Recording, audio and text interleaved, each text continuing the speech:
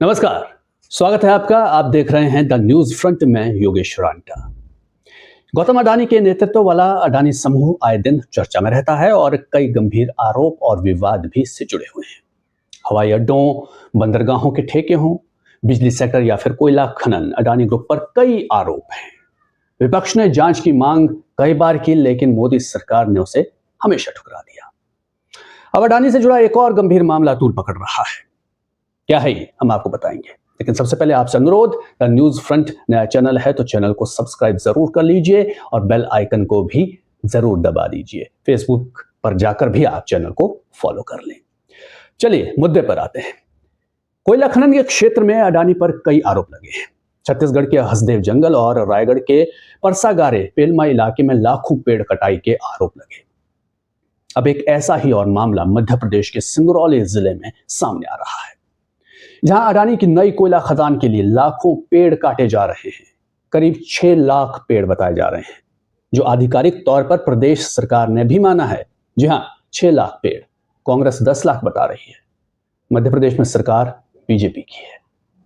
विपक्षी कांग्रेस, स्थानीय लोग, सामाजिक कार्यकर्ता जमीन अधिग्रहण और पेड़ कटाई का विरोध कर रहे हैं, लेकिन आप जानते हैं कि कार्रवाई के नाम पर क्या होता है।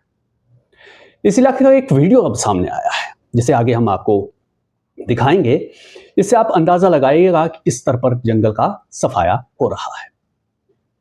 कांग्रेस ने दावा किया है कि इलाके में जमीन लेने के लिए गांव वालों से कागजों पर धमकाकर साइन करवाए गए, लेकिन प्रदेश सरकार का कहना है कि इस परियोजना के लिए जो भी जरूरी प्रक्रियाएं थी वो पूरी की गई हैं और जो अनुमति है विधिवत तौर पर हासिल की गई है।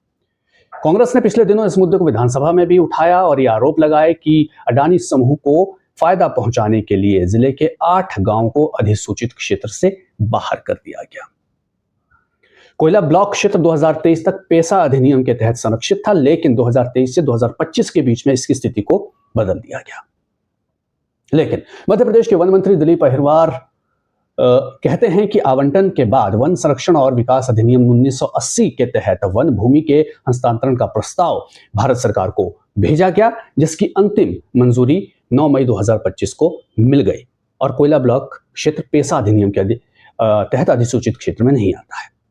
तो मंत्री जी का कहना है कि पेड़ों की कटाई की भरपाई के लिए दूसरे जिलों में 13,97,000 से ज्यादा पेड़ लगाए भी जाएंगे, लेकिन इन दावों के बावजूद लोगों का विरोध जारी है। स्थानीय ग्रामीणों के विरोध प्रदर्शन के बीच प्रदेश कांग्रेस का एक जांच दल भी सिंगरौली पहुंचा, जिसे लीड कर रहे थे कांग्रेस के प्रदेश अध्यक्ष जीतू पटवारी। कांग्रेस नेता जैसे ही पेड़ों की कटाई का जायजा लेने के लिए पहुंचे तो वहां मौजूद पुलिस और प्रशासनिक अधिकारियों ने इन्हें जंगल में जाने से पहले ही रोक दिया। अब सवाल यह है कि जब सब कुछ ठीक ठाक है, कानून के तहत काम हो रहा है, तो कोई इलाके को देखना चाहता है, उसमें प्रॉब्लम क्या है?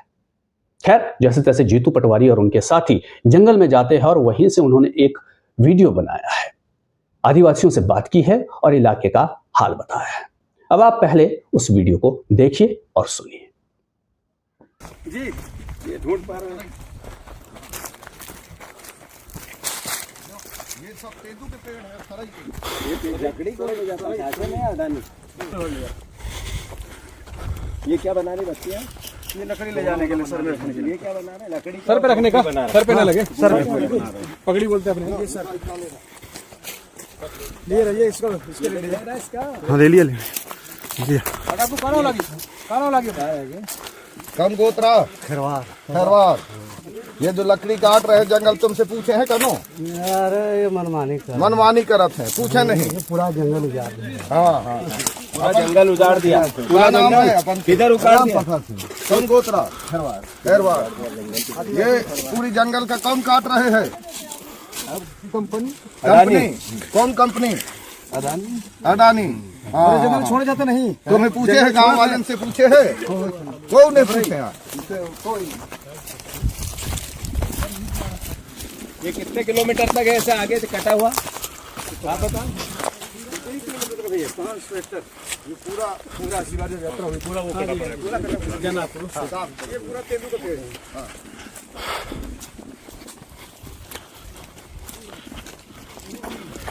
तेंदू का भी सागौन वाला बना हुआ है। बिल्कुल पूरा जंगल कटा। वो सागौन जो उधर काटी कटिंग किया है,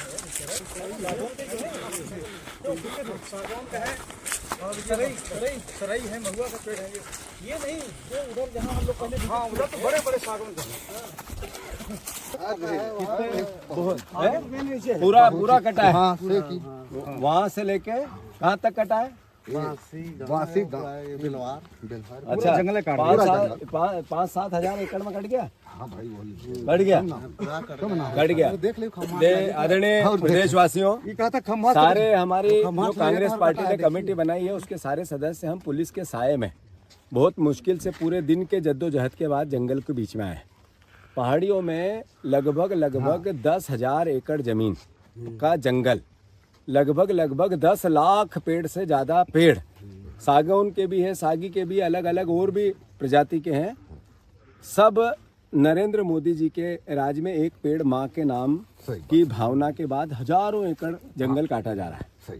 कोयला अडानी जी को जाएगा, इनको मुआवजा आदिवासियों को मिला 4 लाख, सामान्य को मिला 16 लाख, कई को मिला कई को नहीं मिला। दलाल बीच में बिचौलिए आदिवासियों को भरगलाकर खूब उनका शोषण कर रहे हैं। पूरे अधिकारी, कर्मचारी, पुलिस सब अडानी जी की सेवा में लगा रखी है। ये नया भारत है नरेंद्र मोदी का, ये मध्य प्रदेश है।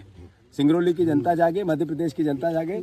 आदरणीय कमलेश्वर जी, आदरणीय उमंग सिंगार जी, आदरणीय हमारे ओमकार मरकाम जी, ये हमारे यहाँ के नेता हैं, हमारे अशोक पैगाम जी, हमारे दोस्त जयवर्धन सिंह जी, और भी अजय सिंह जी से लेके हमारी बहन हिना कावरे, मीनाक्षी नटराजन, विक्रांत भूरिया, सारे हेमंत कटारे जी, सब हम अलग अलग क्षेत्रों में जोड़ दौड़ रहे हैं।